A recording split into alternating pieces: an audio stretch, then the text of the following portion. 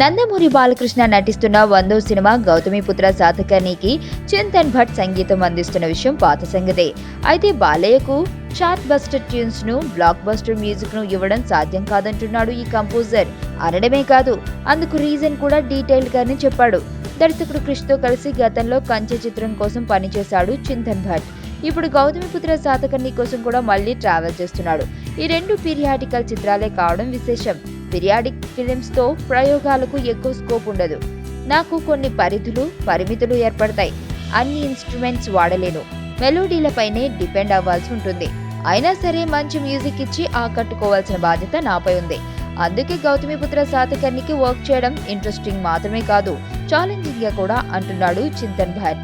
Regular ప్రాజెక్టులకు ఎవరైనా మంచి మ్యూజిక్ ఇస్తారనే ఈ కంపోజర్ కొన్ని దశాబ్దాల క్రితం జరిగిన కథకు సంగీతం అందించేటప్పుడు సవాల్ ఎదురవుతుందని అన్నాడు. కంచెకు వర్క్ చేయడం ప్రారంభించినప్పుడే చార్ట్ బస్టర్స్ ఇవ్వాలని కోరుకోలేదన్న చింతన్ భట్ ఇప్పుడు బాలయ్య సినిమాకి కూడా అదే స్ట్రాటజీ పాటిస్తానంటూ సంచలన వ్యాఖ్యలు చేశాడు. చార్ట్ బస్టర్స్ లేకుండానే మంచి మ్యూజిక్ ఇవ్వడమే తన టార్గెట్ అని చెబుతున్నాడు చింతన్ భట్. నేను ఆనంద్. ఈ భూమన్నా, ఈ భూమి మీద ఏ సృష్టి అన్నా నాకు చాలా ఇష్టం.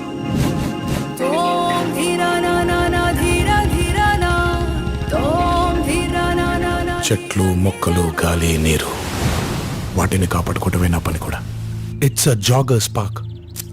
213 చెట్లు ముంబైకి చాలా ఆక్సిజన్ సప్లై చేస్తుంది.